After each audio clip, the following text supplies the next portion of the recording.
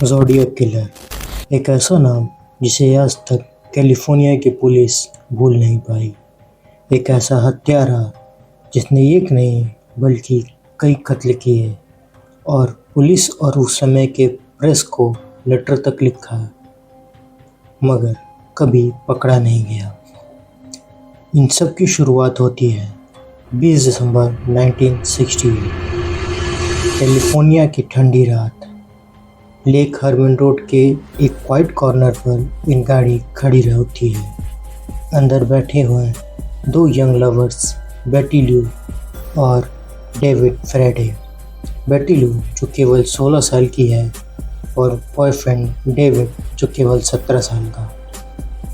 उन दोनों ने सोचा था कि क्रिसमस के थोड़े दिन पहले वो एक शांत जगह पर अपना टाइम स्पेंड करेंगे, पर उन्हें यह बिल्कुल नहीं पता था कि यह रात उनकी ज़िंदगी की आखिरी रात होगी। रात 11 बजे एक अननोन गाड़ी उनके पास आकर रुकती है। डेविड समझता है शायद कोई नॉर्मल व्यक्ति है जो अपनी कार पार्क करने आया है, लेकिन अगले ही पल एक गोली चलती है। डेविड तुरंत कार से बाहर गिर जाता है।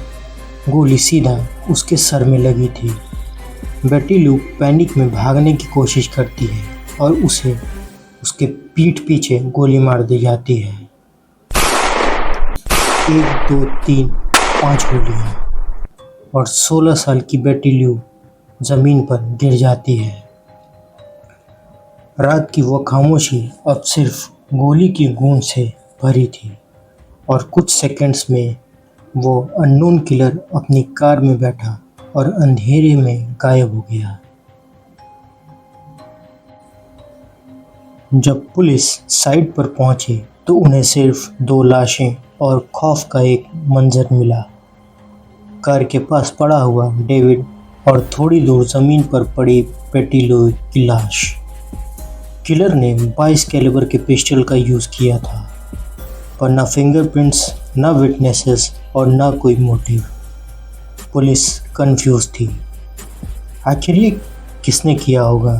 एक जेलसी एक्स बॉयफ्रेंड या फिर एक रैंडम साइको किलर? लेकिन जितना सर्च हुआ उतना केस और डार्क होता गया। किलर ने कोई क्लू छोड़ा ही नहीं था।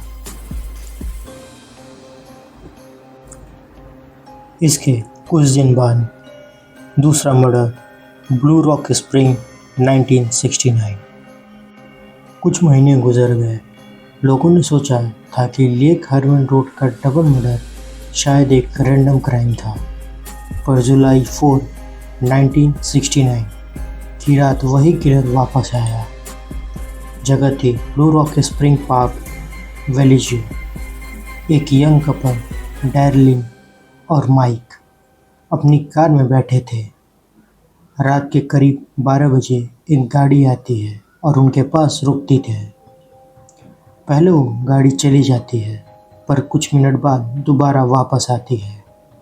इस बार ड्राइवर कार से निकलता है, एक टॉर्च लाइट से उनकी आंखों पर रोशनी डालता है और बिना कुछ कहे फायरिंग शुरू कर देता है।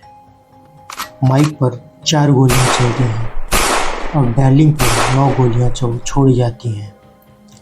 माइक जिंदा बच गया, लेकिन क्रिटिकल कंडीशन में था। डैर्लिन की मौत वहीं पर हो गई और यहीं से शुरू होता है ज़ोडिएक का असली खौफ। मर्डर के बाद किलर खुद वेलिजो पुलिस डिपार्टमेंट को फ़ोन करता है। उसकी आवाज़ काम थी। उसने बोला, मैं वो हूँ जिसने लेक हर्मन रोड पर और अभी ब्लू रॉक स्प्रिंग में लोगों का मर्डर किया है। यह पहली बार था जब दुनिया को पता चला यह मर्डर्स कनेक्टेड हैं।